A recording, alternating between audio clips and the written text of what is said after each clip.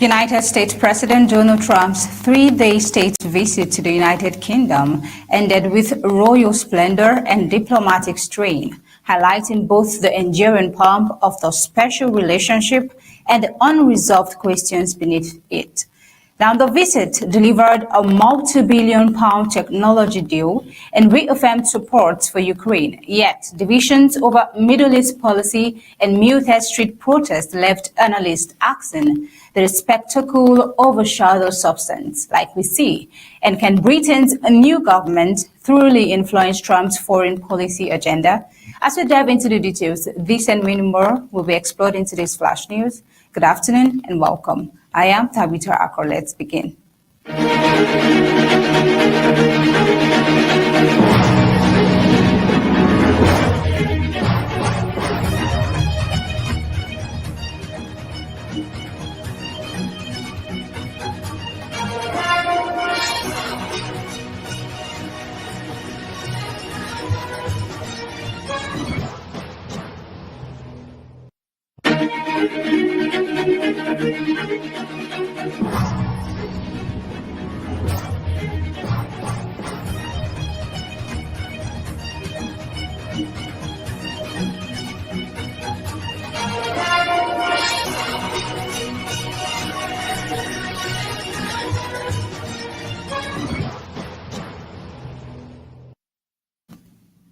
President Donald Trump and First Lady Melania Trump departed the United Kingdom on Air Force One after a three-day state visit that mixed ceremonial pageantry with tense diplomatic discussions.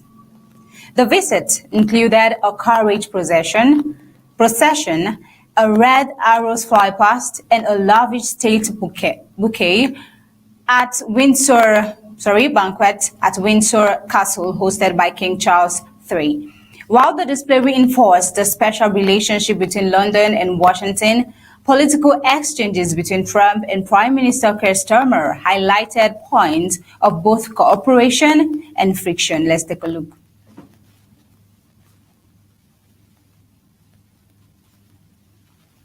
What I saw happening with millions of which stop it, and it doesn't matter if you call out the military, it doesn't matter what means you use, but what I saw happening with millions of people pouring into our country, I couldn't stand to watch it.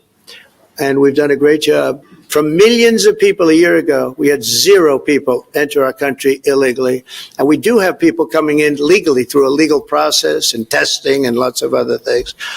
I think it's very important, and we speak about it. And I think your situation is very similar. You know, you have people coming in, and I told the Prime Minister I would stop it, and it doesn't matter if you call out the military, it doesn't matter what means you use, but it's going to destroys countries from within. One major disagreement was on immigration. Meanwhile, talks at checkers centered on trade, defense, Ukraine, and the Middle East. The two leaders signed a multi-billion-pound technology prosperity deal with commitments from United States tech giants, including Microsoft and Google. British officials hailed the investment as a major economic boost, though the United States Commerce Secretary Howard Lutnick suggested the deal could have been far larger if the UK reformed digital service taxes and investment regulations. Now, on foreign policy, President Trump expressed disappointment in Russian President Vladimir Putin and voiced opposition to Starmer's plan to recognize a Palestinian state. Despite their differences, both leaders pledged to maintain pressure on Moscow to agree to a peace settlement in Ukraine. Now, can Starmer leverage his cordial relationship with President Trump to influence U.S. policy on Ukraine and the Middle East? Or will the White House remain unmoved, especially for that with the Palestinian state? Let's take a listen. Well, let me be really clear about Hamas. They're a terrorist organization who can have no part in any future governance in Palestine. And what happened on October the 7th was the worst attack since the Holocaust. We have extended family in Israel. I understand firsthand the psychological impact that that had across Israel. So I know exactly where I stand in relation to Hamas. Hamas, of course, don't want a two-state solution. They don't want peace. They don't want the ceasefire. So I'm very clear where I stand on Hamas. Okay. On the question of recognition, I made my position clear at the end of July as to the timing, which has got nothing to do with this state visit, and I've discussed it with the President, as you would expect, amongst two leaders who respect each other and like each other and want to bring about a better solution. Prime Minister Keir Starmer just received a path by the President Donald Trump, and this could be a show of a unity or maybe an agreement of Hamas. Just stand with Hamas. Now we see that the visit also occurred in London, and then it drew a lot of protests.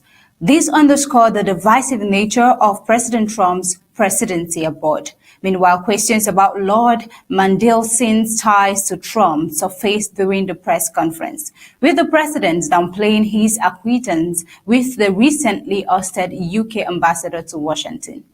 While the visit solidifies Starmer's ability to engage President Trump without triggering open conflict, analysts noted little evidence that the White House shifted its position on key international disputes. Trump's aides suggested the trip's highlight for the president was the royal treatment he received, raising questions about whether pageantry outweighed policy substance. Now, about Air Force One, here's Trump's response when asked about his visit. Let's take a look. Very nice man, I really do. His wife is nice. And, we lived for a day and a half. And, the thing I most disagree, I guess I disagree with him on two things. Immigration, which is very rough for the UK, very rough. And energy. As I said, the North Sea, if I had that, I'd make a fortune with it. Look at Norway's accounts. Look at the cash Norway has. In another development, Trump threatens media licenses after ABC suspends Jimmy Kimmel. United States President Donald Trump has escalated his attacks on the media, suggesting that television networks critical of him should risk losing their broadcast licenses. His comments came as ABC indefinitely suspended late-night host Jimmy Kimmel, following remarks about the killing of conservative activist Charlie Kirk. Take a look. Well, Jimmy Kimmel was fired because he had bad ratings more than anything else. And he said a horrible thing about a great gentleman known as Charlie Kirk. And Jimmy Kimmel is not a talented person. He had very bad ratings, and they should have fired him a long time ago. So, you can call that free speech or not. He was fired for lack of talent. The Federal Communications Commission, led by Chairman Brendan Kirk, had warned of possible regulatory action against Kimmel's show. Within hours, ABC removed him from air, while Nexstar Media, one of the country's largest station owners and currently seeking Federal Communications Commission approval for a multi-billion-dollar merger, said it would not broadcast the program for the foreseeable future. Trump's threat raises serious constitutional questions. The First Amendment protects free speech and bars government punishment of broadcasters for political views. Now, legal scholars argue that any Federal Communications Commission move to revoke licenses based on political disagreement would likely be unlawful. Yet, the suspension has already reshaped debate over media independence, accountability, and the boundaries of cancel culture. Democrats, Hollywood unions, and rival late-night hosts condemned the decisions as censorship. Supporters of the suspension countered that it represents consequences for offensive or misleading speech, like government suppression. What is really at stake? Kimmel's remarks touched a raw political nerve. He suggested the suspected gunman was a MAGA Republican, despite Utah authorities stating the suspect was aligned with leftist ideology. Critics accused him of spreading misinformation in a polarized environment. Supporters insist he was exercising free speech in the tradition of political satire. The Federal Communications Commission's tough posture has intensified scrutiny Carr praised Nexter for taking swift action, while Commissioner Ana Gomez warned against exploiting a disturbed individual's violent act to justify wider censorship. Meanwhile, questions remain over potential conflicts of interest. Is Nexter's compliance linked to its pending merger approval? Could political pressure be influencing corporate decisions about programming? Well, the media, they say, is part and parcel of the society, and definitely the right narrative should be shaped. Now, moving over to Erika, this is a new development. Erika Kirk becomes the CEO of Turning Point USA after her husband's assassination.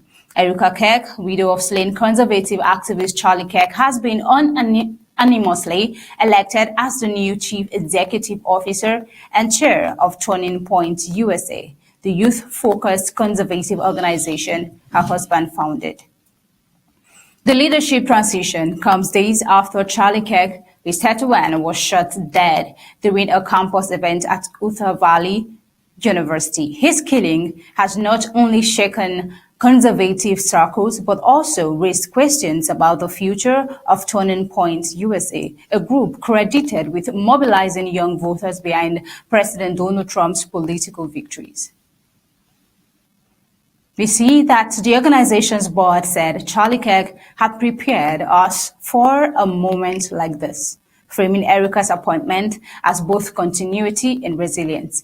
In her first video address, Erika vowed to carry on her husband's mission, declaring that his death had ignited a fire, a spark in her to expand the conservative youth movement. Can Erika Kirk preserve and expand her late husband's political influence among young voters? Let's get to know about that. Take a look. Everyone listening tonight across America, the movement my husband built will not die. It won't. I refuse to let that happen. It will not die. All of us will refuse to let that happen. No one will ever forget my husband's name, and I will make sure of it. It will become stronger, bolder, louder, and greater than ever. My husband's mission will not end, not even for a moment. A fair statement by Erika. Meanwhile, the suspect, who is 22-year-old Taylor Robinson, faces charges of assassinating Kirk from a rooftop sniper position. Prosecutors are seeking the death penalty. Erika Kirk's leadership arrives at a critical moment. With the 2026 congressional midterms approaching, Turning Point USA's ability to rally young conservatives will be closely watched. Analysts suggest her personal story, faith-driven, rooted in tragedy, yet determined, could galvanize supporters, but it also underscores how violence is reshaping the American political landscape. That's all for Erika. Now moving over to Africa in Democratic Republic of Congo. Kabila's trial verdict in DRC expected Friday amid war crimes allegations. The High Military Court in Kinshasa is set to deliver its verdict on Friday in the landmark war crimes trial of former Democratic Republic of Congo President Joseph Kabila. The ruling was postponed last week after prosecutors introduced new evidence they say links him to financing the M23 rebel group. The court admitted fresh material, including witness testimonies and financial documents that prosecutors claim trace funds from Kabila to the Rwanda-backed militia. Judges allowed a one-week delay to review the evidence before reaching a decision. Kabila, who ruled the Democratic Republic of Congo for 18 good solid years until 2019, faces charges of treason, crimes against humanity, murder, rape, corruption, and complicity with M23 rebels. The military auditor general has urged the court to impose the death penalty. An unusual element of the case is the prosecution's challenge to Kabila's nationality. Lawyers argue that if he is Rwandan, treason charges should instead be classified as espionage. Kabila tried in absentia while living in exile, has rejected all accusations. He maintains the proceedings are politically motivated efforts by President Felix Tshisekedi's government to sideline him. His supporters view the trial as a political witch hunt. The trial has heightened divisions in the DRC's already fragile political landscape. Tshisekedi's administration revoked Kabila's presidential immunity, banned his party, and seized his assets after reports he re-entered the country through M23 rebels-controlled territory. The verdict will not only determine Kabila's legal fate, but could also test the credibility of the Congolese judiciary and shape the balance of power in a country still battling armed groups in its eastern provinces. Now, until next time, this is where we'll be drawing the curtain onto this flash news. Stay tuned for Horizon.